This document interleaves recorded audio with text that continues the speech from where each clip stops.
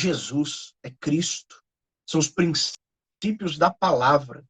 Se a humanidade se voltar mais à palavra, se as pessoas, de uma forma geral, não aceitarem essas imposições dessas leis estranhas, querendo proibir orações em espaços públicos, em colégios, em qualquer outra entidade, querendo proibir a Bíblia, a população ela tem que se manifestar contra esse tipo de ação. O Estado é laico, tudo bem? Que o Estado continue sendo laico, ninguém está falando sobre isso. Mas o cidadão ele precisa entender que ele tem necessidade de Deus para ser melhor. Não dá para fugir desta premissa. E tudo, pastor Oséias, tudo é proveniente da família.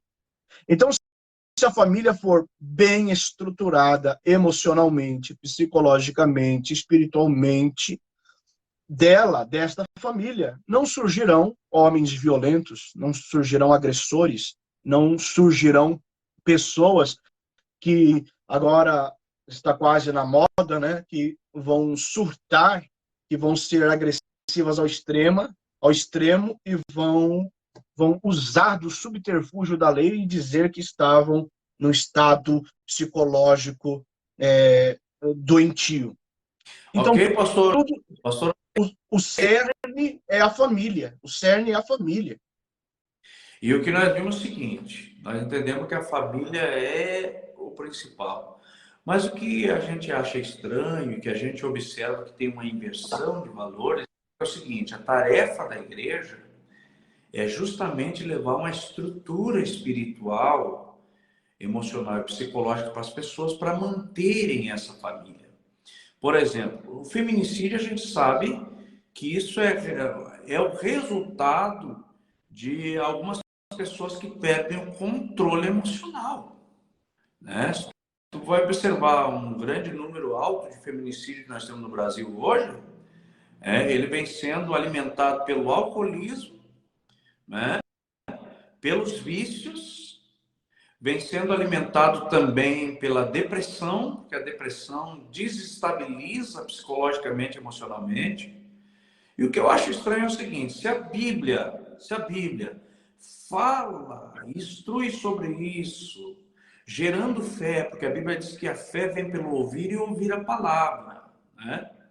Hoje o ser humano, a mente dele às vezes está cansada, porque um dia é uma jornada de trabalho, aí chega em casa mais 2, 3 horas de celular, mais um desgaste, tudo sugando, né? E igreja, pouquíssimo, por isso que a fé às vezes está pouco. O que me estranha é uma contrariedade contra a igreja que está tentando fazer o bem. E, aliás, a igreja é uma das instituições na sociedade que mais faz esse trabalho de ação social, de mudança de hábitos, atitudes e mudança de vida nessa área, né? De vícios, de tanto. O que o senhor me diz? De fato, pastor, o papel da igreja é fundamental. O papel da igreja é essencial. A igreja é uma instituição divina, mas que surgiu 4.000 anos depois da instituição divina chamada família. Então, parte da família. E a família, ela, agora, imagina uma família bem estruturada pelo evangelho, não é? Ou seja, uma família na igreja, a junção de duas instituições divinas. Olha que maravilha, que potencial, que valor, não é? Essa instituição igreja formada por famílias, uma instituição divina formada por instituições divinas. O benefício que não traz para a humanidade, né? Pastor, então, eu gostaria de colocar hoje, muito importante, para os pais. Que pai Deus procura? Hoje, nós estamos enfrentando uma dificuldade, né, para o papel masculino diante da sociedade, porque estão relativizando, inclusive, o que é ser masculino. Então, o pai, nós vamos falar embasados pela Bíblia, o nosso negócio não é o que a cultura diz, o que a tradição diz, o que os pontos de vista filosóficos dizem, nosso nossa base é a palavra de Deus. O resto é palavra de homem. E para nós não importa nos basear, não nos importa basear em palavras de homem. Eu peguei um exemplo, a gente podia pegar muitos exemplos, pastor Oséias, para falar, mas eu acho muito importante a passagem no livro de Neemias, a partir do capítulo 4, o contexto ali era opressor em Jerusalém, né? Jerusalém estava destruída, nós estamos falando de um tempo pós-exílico, não dá tempo de entrar no contexto, até porque nós já estamos aqui a 10 minutos das 11 horas da noite. Então, só que alguns exemplos ali que nós, como homens e pais de família, podemos nos basear. Que pai Deus procura? Um homem como os soldados de Neemias, naquela época. Porque há alguns exemplos interessantes.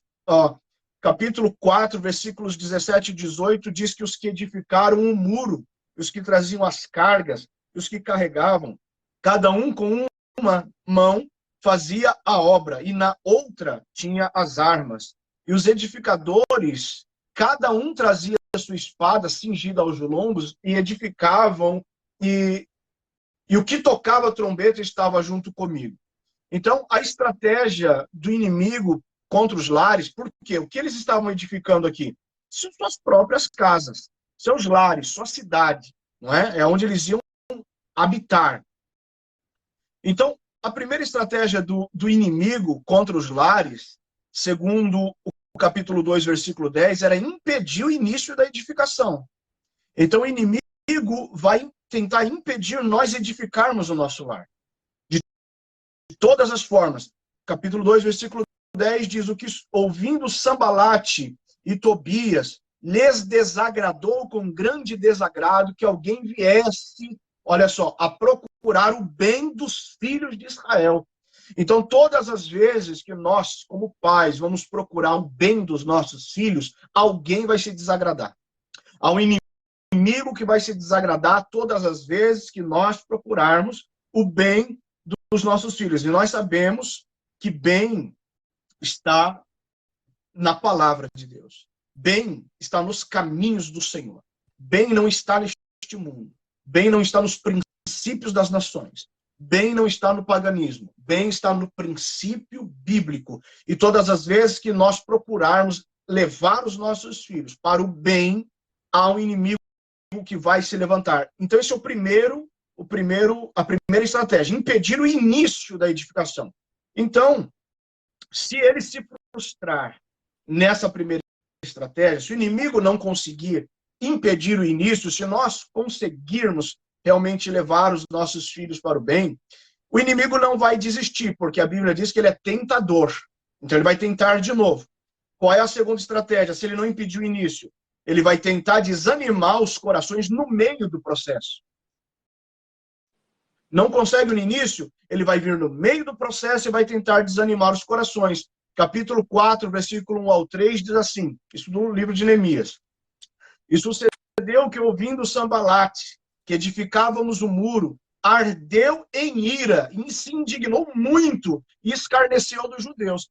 Reparem nessa expressão, escarneceu dos judeus. Está falando do povo que está edificando suas casas e procurando o bem dos seus filhos.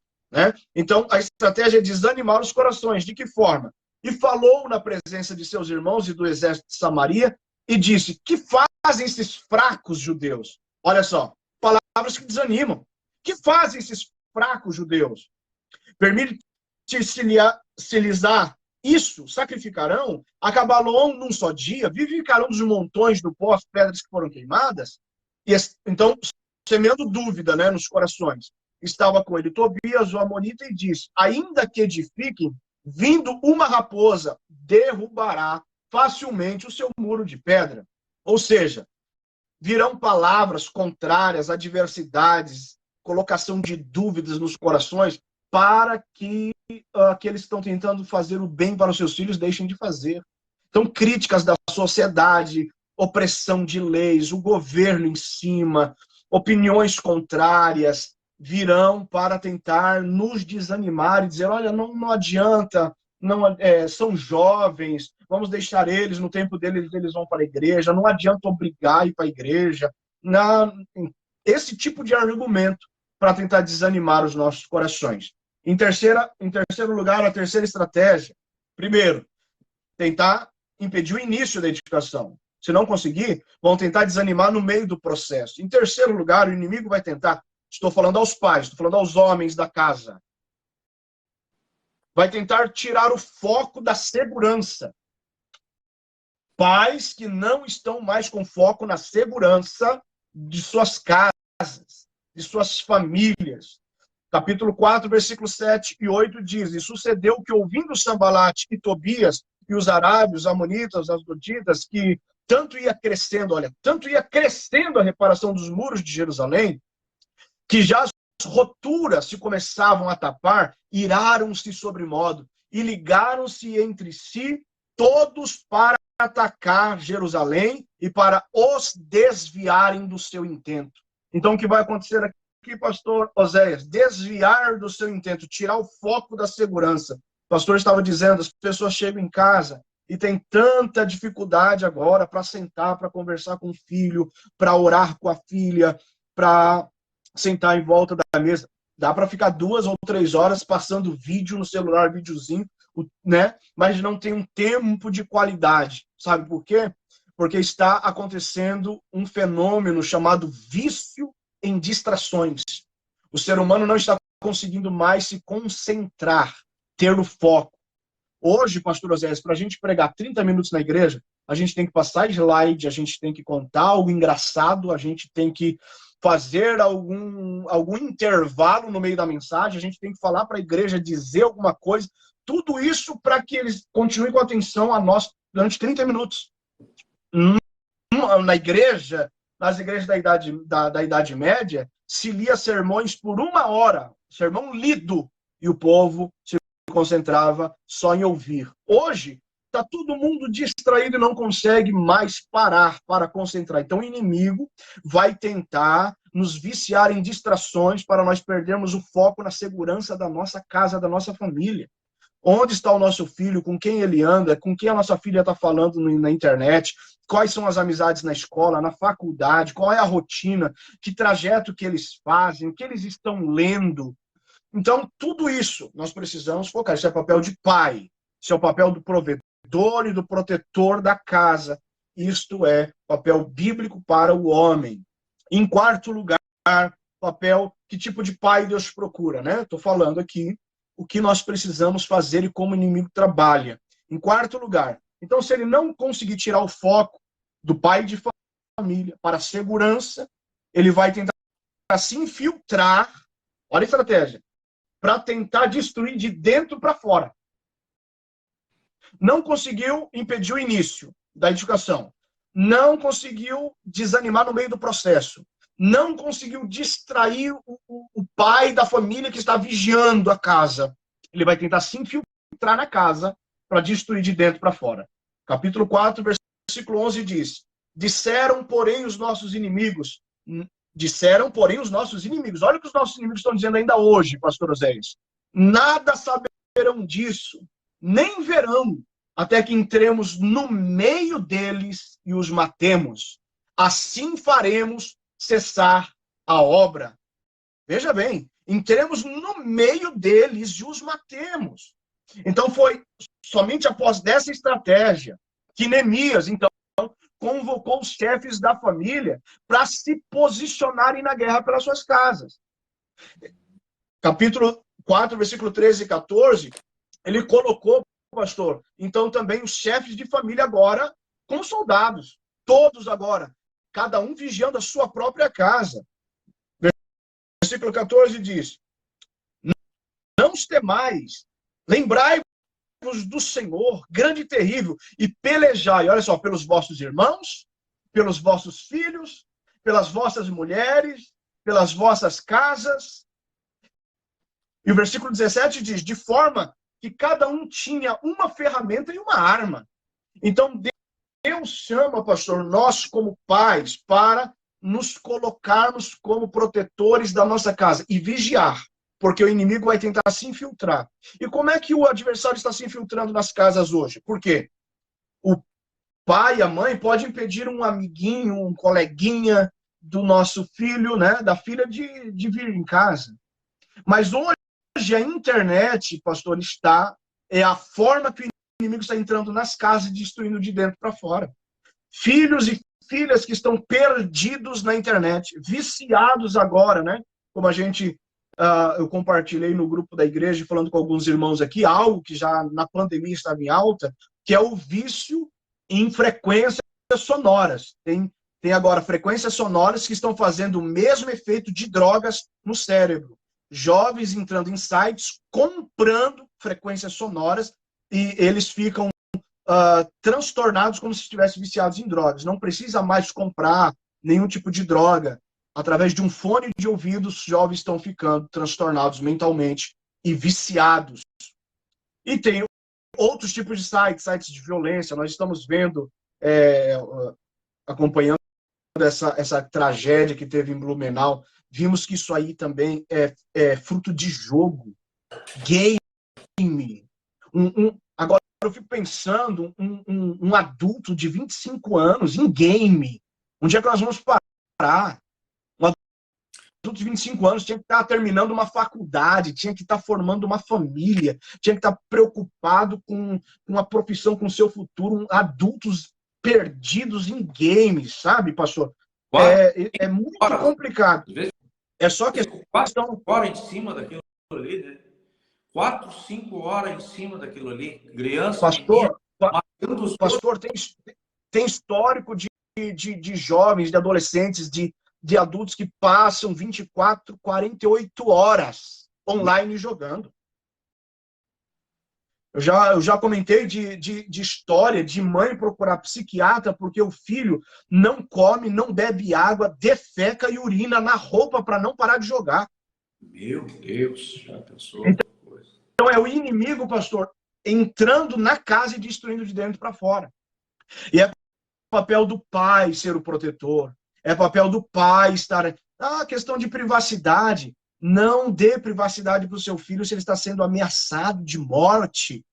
Não uma ameaça direta de alguém que vai... Não, mas são situações que você sabe, que nós sabemos que vai matar o seu filho. Não permita esse tipo de privacidade. Abra a porta do quarto, abra o roupeiro, abra a mochila, abra o celular. Não permita.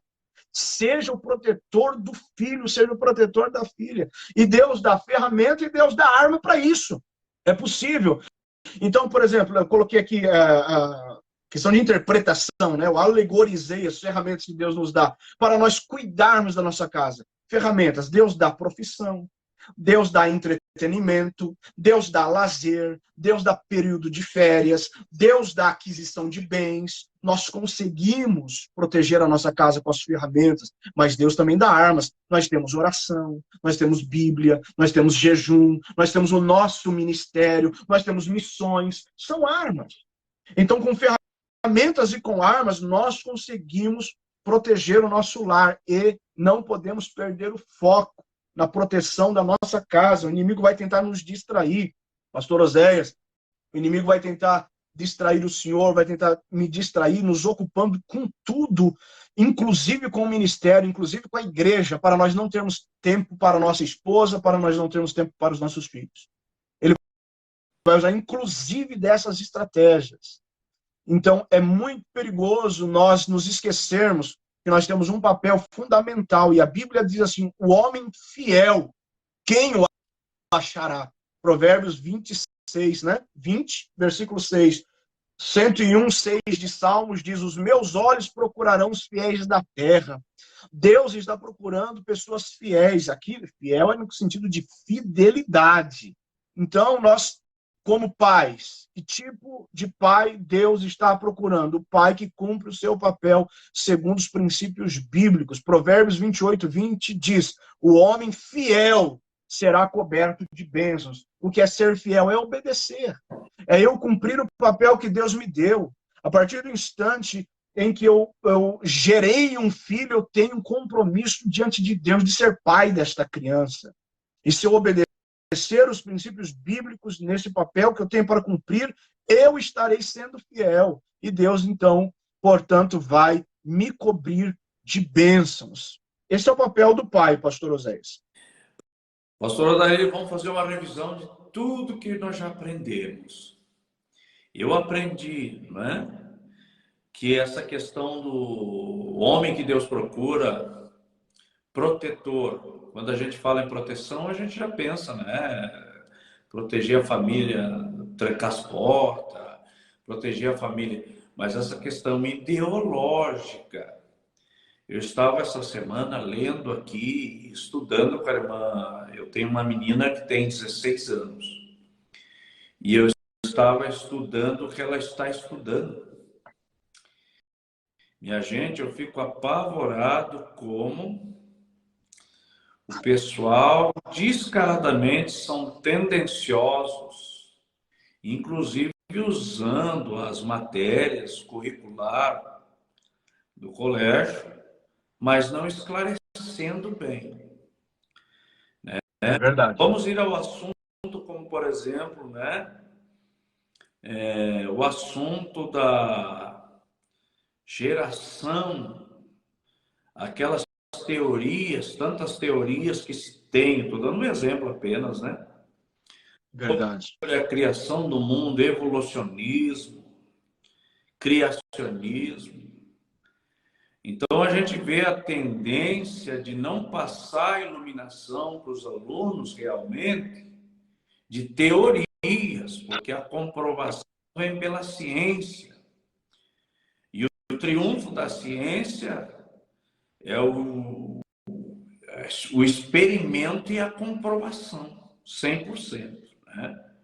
Então, E o que acontece? O pai, o homem que Deus procura, também é protetor ideologicamente. Nós estamos falando sobre feminicídio, pastor, e o senhor falou uma coisa. O que vocês acham, minha gente? Um cidadão me passar 10 horas na frente daquele videogame matando gente? Será que isso não vai lhe causar um problema? Que amanhã depois vai ficar fácil. Ele está acostumado a matar a turma. Amanhã para ele matar um aí e se irritar com uma mulher e querer matar uma mulher? É verdade. A gente, pastor? Zé, a gente precisa entender que nós estamos vivendo uma transição de gerações. E uma vez, quando a gente dizia assim, o nosso filho está em casa no quarto. Isto, uma vez, era segurança. Hoje não é mais. Não é mais. Hoje é preocupante dizer, meu filho está no quarto. Já tem várias horas que ele está lá. Isso é preocupante. Nós temos que entrar lá e ver o que ele está fazendo, com quem ele está conversando, em que lugar do planeta ele está através da internet, que ambiente ele está frequentando. Então, quando eu falei, vamos abrir a porta do quarto, vamos abrir a mochila, vamos abrir o roupeiro. Mochila fala de escola. Roupeiro fala de objetos pessoais. Abrir a porta do quarto é dizer, eu estou aqui presente. Se tem um inimigo aqui, entrou um ladrão aqui, ele vai ter que se ver comigo. Eu vou defender o meu filho, eu vou proteger o meu filho. Eu vou entrar em luta corporal com aquele que está ameaçando matar o meu filho.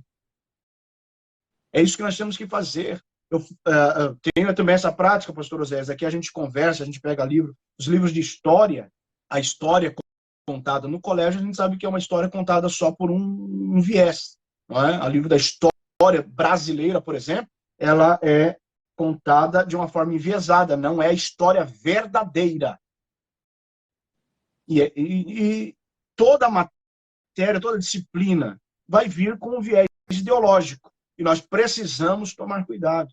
Então, desde a quinta série, quando começa mesmo as aulas mais específicas, tem que olhar e já conversar com os filhos. Conversar, olha, vai ter comunismo sendo pregado, socialismo, vai ter evolucionismo sendo pregado, vai ter ideologia de gênero sendo pregado dentro da sala de aula. E nós precisamos conversar sobre isso. Sentar e mostrar para os nossos filhos o outro lado, falar da palavra de Deus, ensinar os nossos filhos no caminho que eles devem andar. Isso é papel nosso, né? Então, é muito importante, pastor Zé, hoje nós estarmos de olho como pais, né? Esse é o cumprimento do pai. Que pai Deus procura? Um pai que se posiciona como pai, que não coloca todo o papel, essa responsabilidade de fiscalizar filho para a mãe. Tem homens que deixam tudo para a mulher. Tem pai que não sabe nem que o filho está estudando, nem que se perguntar que ano ou série o filho está, às vezes ele nem sabe. Nunca foi numa reunião escolar, não conhece nem a escola que o filho frequenta. Né? É papel do pai saber de tudo isso. Horário que o filho chega, horário que o filho sai, quais são os seus amigos. É necessário, é importante, porque o inimigo está tratando assim de destruir famílias de dentro para fora. É caráter de urgência, né, pastor Zé? É verdade. Nós vamos fazer uma oração, então, pastor, né? Nessa live nós vamos orar pelas famílias, em especial essa palavra foi muito edificante nessa noite, sobre o papel tão importante, né, dos pais serem protetor, né? Também abordamos a questão do feminicídio, né, que está horrível. Vimos também alguns viés por que acontece esse tipo de coisa. E, minha gente, na próxima sexta-feira nós vamos falar, pastor, sobre a poligamia, né? A poligamia, que é uma prática muito antiga, nós estamos aqui abordando, falando também de história. O pastor Aldair falou muito bem, né? A história que é aplicada, às vezes fica, né? Começando já desde os filósofos, por exemplo, as escolas aplicam muito, usam muito, como, por exemplo, os viés ideológicos de Sócrates, Platão, Marx, Aristóteles, né? Quem mais aí? Nós poderíamos fazer uma listagem. Mas existiu nessa época outros também tão convincentes que foram calados, né? Então, quando a pessoa vai realmente observar essas coisas, graças a Deus, viu, pastor Odair? Deus abençoe a sua vida. Nós ficamos muito gratos a Deus por todos esses esclarecimentos e como nós estamos aprendendo a palavra de Deus e sendo edificados. Não podemos falar nada sobre imoralidade sexual, não podemos falar nada, até porque, pastor, a questão do feminicídio, tá? Um dado estatístico de causas, de uma das maiores causas de elevação do índice de feminicídio. Sabe qual é? Pornografia. Pornografia é uma das causas do feminicídio.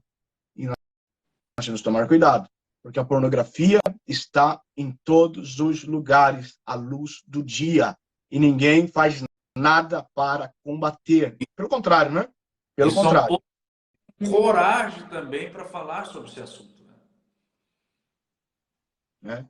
Então, falar sobre adultério, fornicação, prostituição, estupro, incesto, bestialidade, homossexualidade, são imoralidades sexuais que estão acabando com as famílias, estão acabando com o ser humano, com a dignidade humana. E quando a dignidade humana se acaba, resta a violência, resta o homicídio, resta o feminicídio, resta o infanticídio, não é? É isso que resta porque o homem se afasta da presença de Deus.